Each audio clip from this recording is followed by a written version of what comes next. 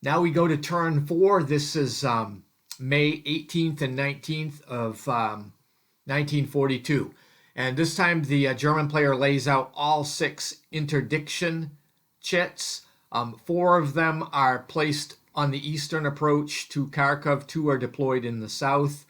And again, it's going to add extra movement costs on the Soviet player. And of course, the Soviet player is going to continue pressing toward Kharkov. This picture shows the Luftwaffe interdiction, and you can see where I've laid them down. And every place where those units are, all of the hexes around them are interdicted. So you might wonder, like, why did I have 3 interdiction markers placed in conjunction with each other like that? So I don't know why I did that. You will also notice that I have a unit circled, and I circled that unit because I made a mistake, and that unit was not supposed to be able to get up into this area. So I'm kind of using it illegally to defend Kharkov. So, we've gone off the rails just a little bit here. It's a powerful unit, so yeah, that's going to hurt if any Soviet unit could have got through there. So we'll see how that plays out. This next picture is showing how brittle the Soviet forces are if they get exposed. Here you have the 296th Infantry Division. It's not a very strong unit, a 3-4 combat strength. It's in open terrain, so it's got no protection there. And look, it's facing the 16th Panzer as well as the 1st Mountain Division. So this unit, as the caption says, is soon to be destroyed. We're now up to turn 5. It's May 20 and 21 of 1942, and the German player puts down 3 interdiction chits again to protect Kharkov, and I saved 3 this time because we're narrowing the force down, and I'm going to use these for close support missions. Also, the Soviet panic rule has been triggered.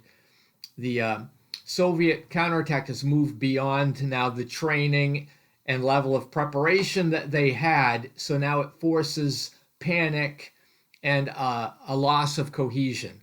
So their attacks are now going to suffer negative die roll modifier, and the defensive combat is also going to suffer a negative die roll modifier, and there'll be no more bonuses for the Soviets if they can pump the odds up to 6-1 or greater than 6-1. So this is really going to hamper the Soviets. This is a natural governor on the throttle that comes up to simulate, that they kind of bit off a little bit more than they could chew here. This photo is the turn 5 photo, and you've got close support here.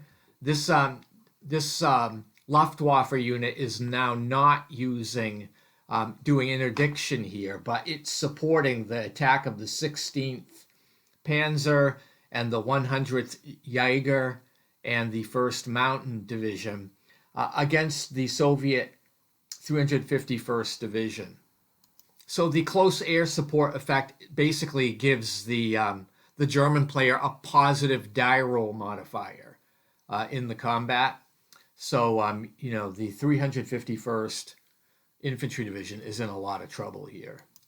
As shown in the picture here, this Soviet infantry division is defending in a town, Losovaya, and it's under attack. You also have another Soviet division a little bit southwest there that is really being confronted by the German 298th Infantry Division, as well as a regiment from the 68th Division. Now I'm going into turn 6. This is May 22nd, 23rd, 1942. And the German player has to decide again at the beginning of the turn here how he's going to use the 6 Luftwaffe units. Is it going to be interdiction or close support? Of course, the interdiction is to inhibit Soviet movement ability. but the close support's going to be a combat modifier. So I decided to use just 2 chits for interdiction and save 4 for the close support role. The Soviet forces in the southeastern area are falling back to the Donets River, so they're going the wrong direction at this stage. In this picture here we have the Soviet 51st Infantry Division. It's in woods there, but it's out of supply. It's surrounded. You've got the 16th Panzer Division, you've got the 100th Jaeger Division, and you've got other infantry coming in from the south. So this unit is basically doomed. And of course, underneath the Jaegers is the 1st Panzer. So this Soviet unit is doomed, I think. In this next picture, you have the 1st Panzer destroying the Soviet 277th Infantry Division. And, that was I believe that was a 5-to-1, a 6-to-1 attack with a 2 die roll modifier. So that unit didn't stand a chance, even though it's defending in wooded terrain there. It's not enough to stop this. So now the Soviets are finding themselves in kind of a defensive position. Now we go to turn 7. It's May 24th, 25th. The Germans continuing to use 2 air interdiction chits and reserving 4 for close support. This has been working out fairly well. This picture here shows Kharkov up in the top corner. It's got 3 German infantry divisions handily defending it. They've each got 4 steps. And a lot of the fighting now is happening along the Donets River. And you've got a very powerful German counterattack coming on. You've got the 113th Division. You've got remnants of the 294th Division, the 71st Division, and close support as well. So the 14th Guard, I think, is not going to fare too well in this combat. I think the attack you're looking at is a 2-to-1 attack, but the Germans get a 2 die roll modifier. So the Soviets end up absorbing 3 losses, and the 14th Guard is destroyed. The 162nd Rifle is destroyed, and the Germans make no further attacks this turn. We go to turn 8. This is May 26th and 27th. The last turn of the game, and the German is using a couple of interdiction missions again to just slow the Soviets down, saving 4 missions for close support. So this is going to be ugly, for the Soviets. So this photo number 12 shows the 1st Panzer Army attacking again along the Donets River. And yes, they've got close air support as shown in the picture. You'll notice the focal point of that attack is the 227th Division. It's along the river south of Izium. And again, both sides have die roll modifiers because of the terrain and the defensive position, but the Panzers and the air support. So the Soviets end up losing this one, and the 226th, 227th Infantry Divisions and the 58th Tank Brigade are destroyed. No losses to the Germans here. This next picture is showing action near the town of Alexeyevskoy, where you have a lone Soviet Infantry Division, the 242. It's cut off, out of supply. The Romanians are involved in the attack, as well as the lead unit really is the German 298th Infantry Division. The Soviets have a negative die roll modifier because they're still under panic, but they do have a benefit of the terrain from the town. But despite this, the 242 is eliminated, and the Germans lose that weak infantry regiment also. In the next picture, we see another 1st Panzer Army attack. The Soviets have a rifle division and 2 tank brigades in Andreyevka. So they get an excellent defensive die roll modifiers, but the Germans have Luftwaffe support. We have the Soviet panic situation.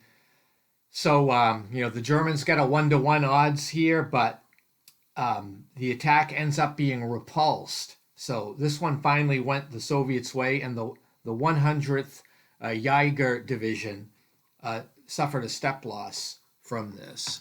This next picture shows the final attack in the game, because this is turn 8, and you have a massed German force with air support attacking the Soviet 317th Rifle. They are deployed in forest, right in between the towns of Andreyevka and Chagayov.